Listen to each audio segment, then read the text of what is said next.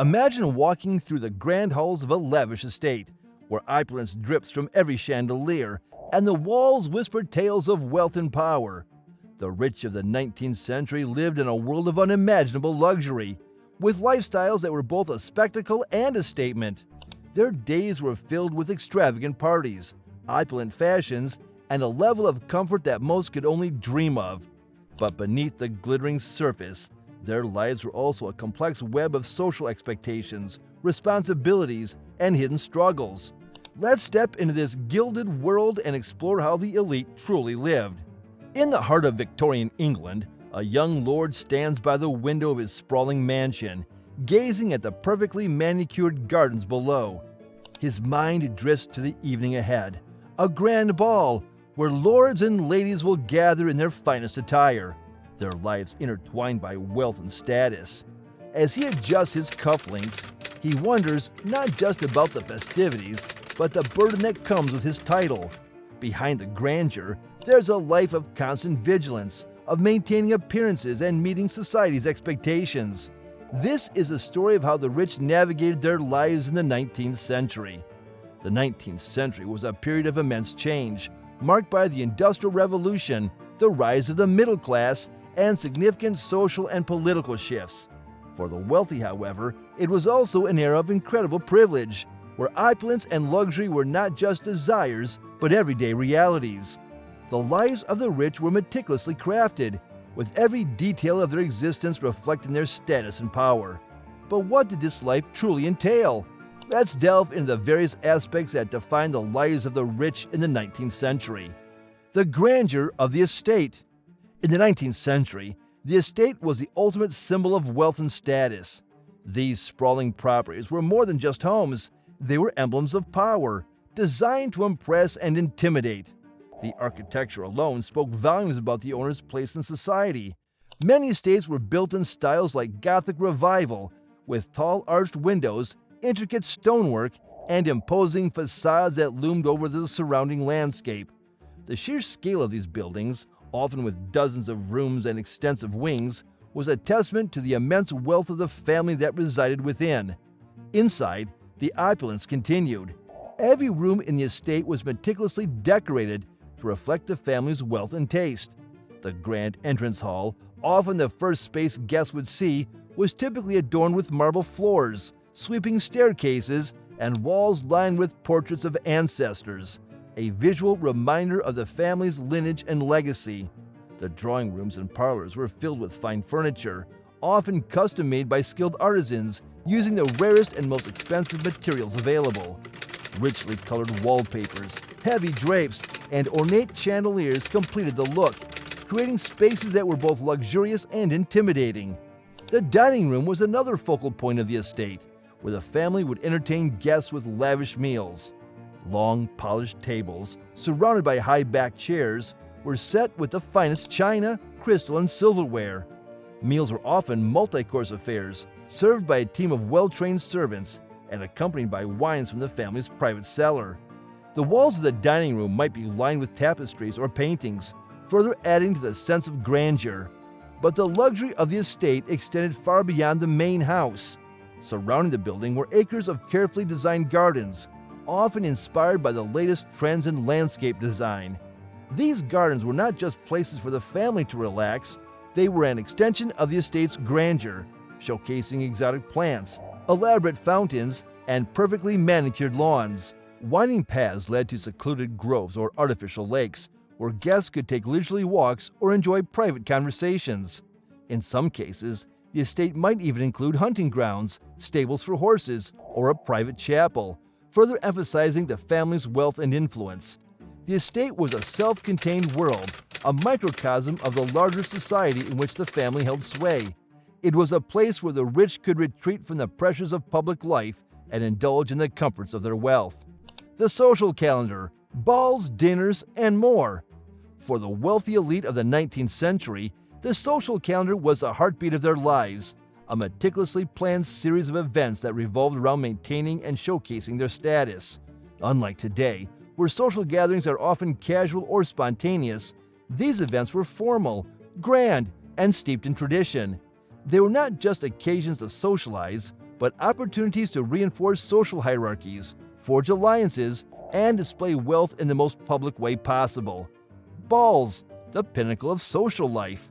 The ball was the crown jewel of the social calendar.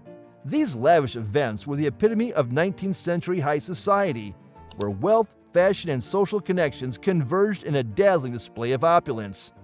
Balls were often held in the grandest rooms of the estate, with floors polished to a shine and chandeliers casting a soft glow over the crowd. The guest list was carefully curated, with invitations extended only to those deemed socially equal or advantageous. For the women of high society, a ball was a chance to showcase their beauty, taste, and social standing. They would spend days, sometimes weeks, preparing for the event, selecting gowns made from the finest fabrics and adorned with jewels that glittered in the candlelight. Fashion was paramount, and each woman sought to outshine the others, not just in appearance, but in charm and conversation. Men, too, were expected to dress impeccably, with tailored suits, crisp shirts, and polished shoes. Their role was to be both a host and a participant, engaging in witty banter, leading the dance, and ensuring the evening's success. The dances themselves were a mix of tradition and elegance, with waltzes, polkas, and quadrilles dominating the floor. Each dance was a carefully choreographed affair, with specific steps and movements that everyone was expected to know. The choice of dance partners was significant, as it could signal alliances, romantic interest, or social approval. For young women, a successful ball could lead to a promising marriage proposal, while for men, it was a chance to cement business relationships or political alliances. Dinners, the art of fine dining. While balls were the most glamorous events, dinners held a special place in the social calendar. These gatherings were smaller, more intimate affairs, yet no less significant in terms of social importance. A dinner party was a reflection of the host's taste, wealth, and connections. The guest list was selective, often limited to a few close friends, influential figures, or potential allies. The dinner table was a stage in itself, set with the finest china, silverware, and crystal.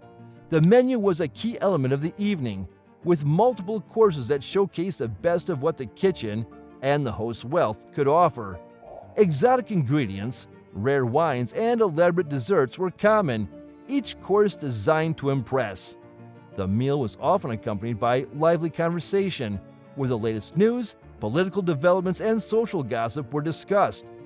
Guests were expected to be not just diners, but active participants in the intellectual and social discourse. The success of a dinner party hinged on the host's ability to create a harmonious and engaging atmosphere. Seating arrangements were carefully planned to encourage conversation and connection. The host and hostess had to balance their roles as entertainers and facilitators, ensuring that each guest felt valued and included. The dinner table became a microcosm of society, where alliances were strengthened, opinions were shaped, and reputations were made or broken. Seasonal gatherings, a calendar of social events. Beyond balls and dinners, the social calendar was dotted with a variety of seasonal gatherings, each with its own significance. The hunting season, for example, was a key period in the social year, especially for the men of the upper class. Estates with vast hunting grounds would host shooting parties, where guests would spend days engaging in the sport, followed by evenings of dining and relaxation. These events were not just about the hunt. They were about camaraderie, tradition, and the reinforcement of social bonds. In the summer, garden parties and picnics became popular, offering a more relaxed but still formal way to socialize. These events took advantage of the estate's expansive gardens, with guests strolling among the flowers, playing lawn games, or enjoying performances by musicians or actors. Despite the more casual atmosphere, these gatherings were still opportunities to see and be seen, to display one's wealth and taste in a more natural setting. Holiday celebrations, particularly Christmas and New Year's, were also significant. The estates would be decorated with wreaths, garlands, and candles, creating a festive atmosphere. These holidays were a time for family and close friends, with traditions that emphasized generosity, hospitality, and the warmth of the season. However, even in these more personal moments, the social expectations remained, and the need to host grand festivals, exchange elaborate gifts, and maintain the same standards of elegance and refinement. The pressure of perfection. While the social calendar was filled with opportunities for enjoyment, it also came with immense pressure. Every event was a test, not just of one's wealth, but of one's ability to navigate the intricate rules of high society.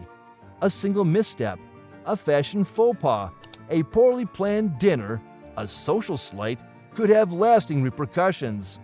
Reputation was everything, and maintaining it required constant vigilance and effort. For the rich, the social calendar was both a privilege and a burden.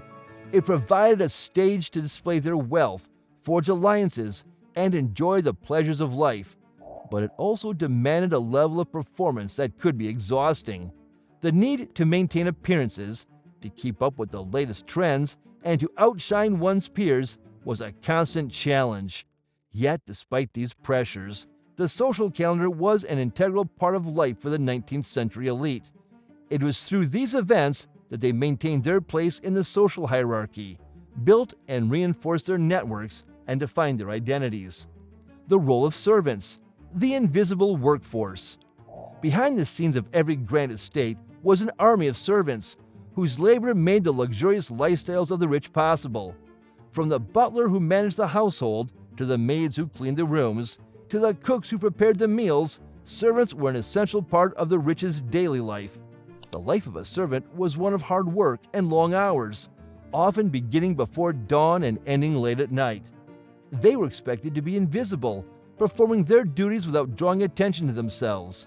Despite the harsh conditions, many saw service as a respectable occupation, offering stability and, in some cases, the opportunity for advancement. The relationship between the rich and their servants was complex. While there was a clear hierarchy, with the master or mistress of the house at the top, followed by the butler, housekeeper, and other senior staff, there were also moments of genuine connection. Some families treated their servants with kindness and respect, while others were less benevolent. Servants were privy to the most intimate details of their employers' lives, and while discretion was expected, they often had a unique insight into the true nature of their employers. In some cases, they were confidants, while in others, they were simply another piece of the machinery that kept the household running smoothly. The lives of the rich in the 19th century were a complex blend of luxury, responsibility, and social maneuvering. While they lived in grand estates, surrounded by every comfort, their lives were also bound by the expectations and norms of their time. They were the trendsetters, the power brokers, and the guardians of tradition. But their wealth also came with its own set of challenges. For many, the wealth that provided them with so much also created a gilded cage, where every action was scrutinized and every relationship was a calculation. The rich lived in a world where appearance was everything, and maintaining their status required constant effort and vigilance. As we look back at the lives of the rich in the 19th century, it's easy to be dazzled by the opulence and grandeur. But beneath the surface, there was a world of complexity, where privilege came with its own set of pressures, and where the pursuit of wealth and status often came at a personal cost. When we think of the 19th century, it's easy to get caught up in the romanticized image of grand estates, beautiful dresses, and elegant parties. But it's important to remember that the lives of the rich were not just about luxury. They were also about maintaining a certain image and navigating a complex social world. In many ways, their lives were not so different from ours today, with the same pressures to conform, succeed, and find meaning in a world that often values appearance over substance.